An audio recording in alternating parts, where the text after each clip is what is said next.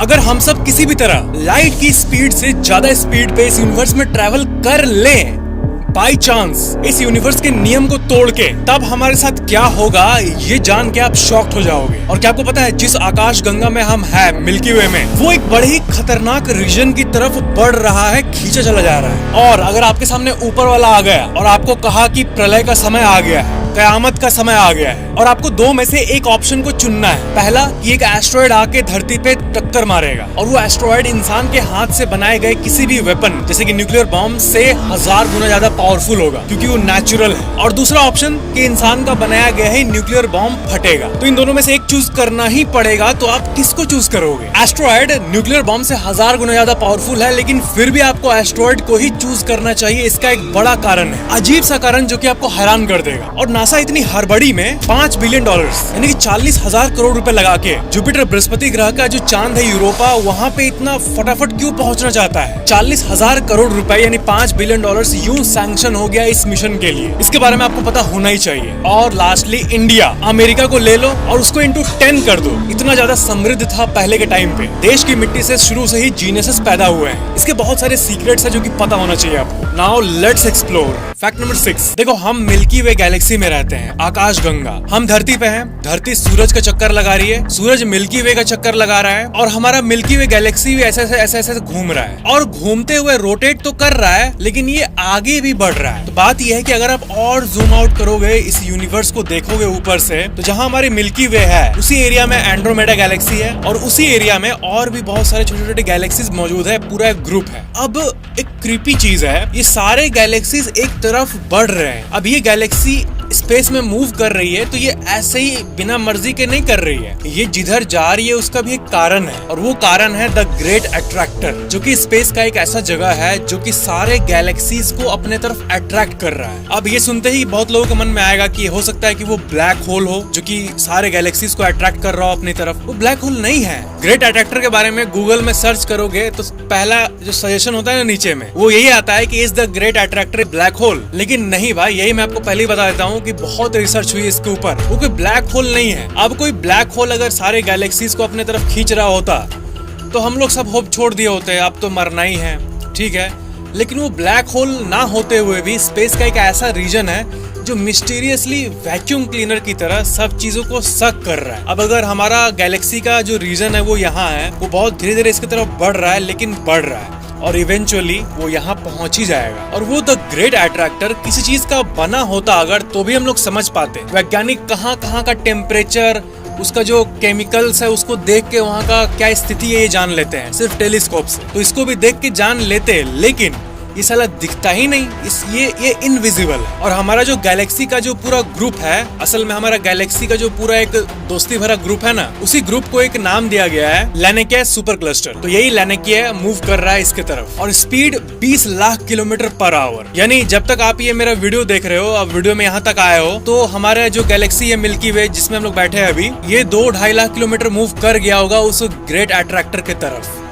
That's गजब। और वैज्ञानिक ये कहते हैं कि अभी जो हमारे पास सबसे बड़ा टेलीस्कोप है हबल टेलीस्कोप, और सबसे महंगा भी ऑफ कोर्स, जिसे बनाने में लिटरली $16 बिलियन लगे हैं। मतलब 1-2 बिलियन डॉलर्स भी समझ आता है, $16 बिलियन का टेलीस्कोप। तो मैं ये कह रहा था कि ये टेलीस्कोप भी एनफ नहीं है उसको देखने के लिए। हमें इस हबल टेलीस्कोप से भी 7-8 गुना ज्यादा पावरफुल चाहिए होगा इस ग्रेट अट्रैक्टर को और डिटेल में ऑब्जर्व करने के लिए। अब बहुत सारे थियोरिस्ट्स ये कहते हैं कि जो हमारा यूनिवर्स है ये कई यूनिवर्सेस में से एक है, मल्टीवर्स का एक पार्ट है। तो हो सकता है कि ये हमारे ब्रह्मांड में किसी छेद की तरह हो जो कि दूसरे यूनिवर्स से हमें कनेक्ट करता है। अब ये सब तो फिल्मी थ्योरीज हो गई जो कि एक्साइटिंग तो है, बट इसका कोई साइंटिफिक बेसिस नहीं है कि ये पोर्टल है टू अनदर यूनिवर्स। ये तो ज्यादा हो गया, लेकिन रियलिस्टिकली स्पीकिंग इसके बारे में हम कुछ जान पाते तो कितना अच्छा होता। लेकिन वही, हमें और पावरफुल टेलीस्कोप चाहिए इसको ऑब्जर्व करने के लिए। तो ये ऑफ कोर्स हबल अभी नया नया है, कुछ ही साल हुए हैं। आने वाले टाइम पे हबल से भी ज्यादा स्ट्रॉन्ग वाले टेलीस्कोप आएंगे, तब हमें इसके बारे में और पता चलेगा। और पता चलेगा तो सबसे पहले आपको फैक्ट पे ही इसके बारे में जानने मिलेगा। सब्सक्राइब करने के बाद बेल आइकन पे क्लिक करके इस ऑल बटन को हमेशा ऑन रखना, ताकि अगली वीडियो आपको सबसे पहले मिल जाए। फैक्ट नंबर 5, धरती का वो एरिया जिसको सबसे ज्यादा लूटा गया है वो है भारत। ये तो आपको पता ही होगा, मैंने अपने शॉर्ट में बताया था कि 45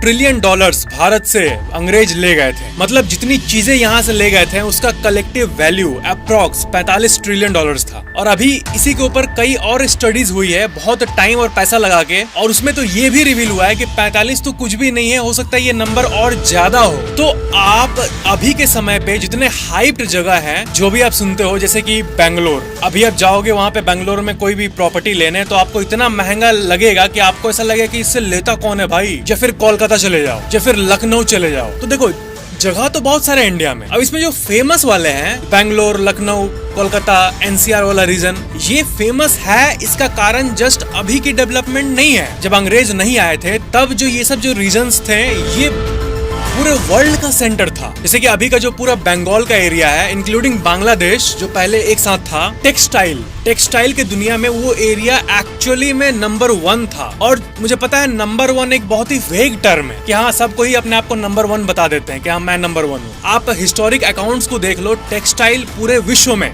सबसे ज्यादा बंगाल के एरिया में ही होता था। डायमंड की बात कर लो, अंग्रेज जब नहीं आए थे तब डायमंड का सबसे ज्यादा प्रोडक्शन हैदराबाद वाले इलाके में होता था। लखनऊ जो है, लखनऊ का जो अभी का एरिया है वो शुरू से ही आर्ट के लिए फेमस था। वहाँ के कवि, आर्टिस्ट, गायक, उस समय के तबला बजाने वाले और जितने भी ये आर्टिस्टिक चीजें हैं जिनका आर्टिस्टिक वैल्यू है वो लखनऊ के साइड से आता था। पंजाब हमेशा से एग्रीकल्चर के लिए नंबर 1 पे था, जनरल एग्रीकल्चर जैसे कि राइस और बाकी चीजें। और यही कारण है कि पूरे विश्व के जीडीपी का 25% भारत था। और यही कारण है कि इंडिया सोने की चिड़िया सिर्फ बोलने के लिए नहीं लिटरली था वो, और शायद फिर से भी बन सकता है अगर इंडिया के करप्ट नेता सुधर जाए तो। क्योंकि मिलियंस ऑफ लोगों का एक सिंबल, एक प्रतिनिधि नेता ही तो होता है, तो उन्हें अच्छे से काम करना होगा। ये तो हमारे इंडिया को ग्रेट बनाने की इच्छा कॉमन मैन में तो बहुत है, ये आप देख ही सकते हो। आम लोगों में ये इच्छा बहुत ज्यादा है, लेकिन नेताओं में ये डेवलप होना चाहिए सेल्फ से ऊपर बढ़ के, तब इंडिया वापस ग्रेट बनेगा। बोले तो make India great again. Fact number 4, अच्छा ये बताओ अगर किसी देश में न्यूक्लियर बॉम्ब गिरा दिया, ये सीन को इमेजिन करो, और दूसरा सीन ये है कि किसी एस्ट्रॉयड ने आके पूरे शहर को तबाह कर दिया, तो दोनों में से कम डेंजरस कौन सा है? धरती पे आज तक जो भी एस्ट्रॉयड गिरे हैं सब कोई अगर इंसान के बनाएगा न्यूक्लियर बॉम्ब से कंपेयर करे, उसका तुलना करे, तो नेचर का जो प्रकोप होता है वो हमेशा ज्यादा होता है इंसान के बनाएगा न्यूक्लियर बॉम्ब के कंपैरिजन। तो इस केस में एक फैक्ट है कि अगर कोई नेचुरल कॉलिजन एस्ट्रॉयड का धरती पे हो, जो कि जापान में जो बॉम्ब गिराया गया था उससे 1000 गुना ज्यादा तेज हो, इंटेंस हो, फिर भी वही बेटर है। पता है क्यों? रेडिएशन। इंसान अगर न्यूक्लियर बॉम्ब ड्रॉप करे तो जो रेडिएशन फैलता है नीचे, वो सबसे मेन खतरा होता है इंसानों के लिए। देखो आपने इस बात को सुना होगा कि जो अमीर लोग हैं अभी हमारे इस दुनिया में, वो लोग अंडरग्राउंड बंकर बना के रखे हैं ताकि अगर न्यूक्लियर अपोकलिप्स जैसा कुछ हो तो वो उसमें जाके छुप जाए। तो अगर न्यूक्लियर आपदा हुआ, इंसानों में लड़ाई हुई, तो वो तो बच जाएंगे क्योंकि वो धरती के नीचे है। लेकिन क्या इस बचने का कोई मीनिंग होगा?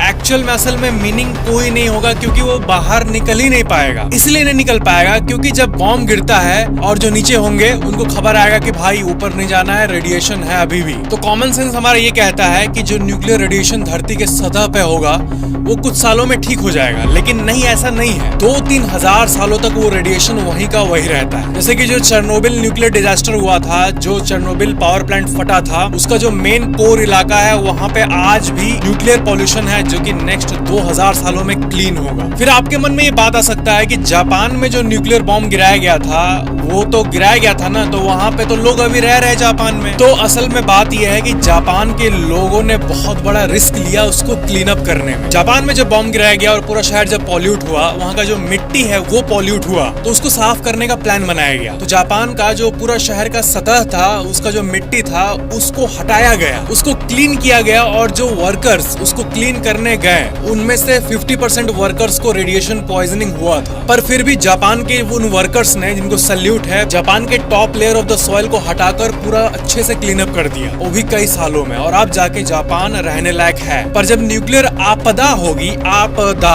जिसके लिए लोग बंकर बनाए हैं, तब तो ऊपर के सारे लोग खत्म हो चुके होंगे, और जो लोग अंडरग्राउंड है वो तो निकलेंगे है नहीं, क्योंकि निकलेंगे जैसे अपना हाथ ऐसे बाहर निकाले, रेडिएशन उनको खत्म करना शुरू कर देगा। तो हाँ, कहने का पूरा मतलब ये है कि न्यूक्लियर चीजें हमेशा ही खराब होती है, और जो अमीर लोग अंडरग्राउंड बंकर में रहने का प्लान बना रहे हैं, वो जीवन का कोई मतलब है क्या? अंडरग्राउंड बंकर बनाने में जो millions of dollars, billions of dollar के भी बंकर हैं, एग्जिस्ट करते हैं हमारी दुनिया में, उन बिलियंस ऑफ डॉलर, अरबों रुपए का बंकर बनाने से अच्छा कुछ ऐसा प्लान करो, लोगों को एजुकेट करो, वर्ल्ड को एक बेटर प्लेस बनाओ, पीस फैलाओ, ताकि लोगों में लड़ाई हो ही ना। फैक्ट नंबर 3, क्या आपको नासा के यूरोपा क्लिपर मिशन के बारे में मालूम है? देखो, ग्रहों में जब पानी की बात आती है, लिटरली कोई ऐसा जगह धरती के बाहर जहाँ पे पानी, तालाब ऐसा कुछ हो, तो वो है यूरोपा। लिटरली तालाब मौजूद है वाटर का, और ऐसे से तालाब मौजूद है नीचे बहुत किलोमीटर अंडरग्राउंड तक जाते हैं। तो नासा को जैसे कंफर्मेशन मिला इसका कि वहाँ पे लिटरली पानी मौजूद है, जिसका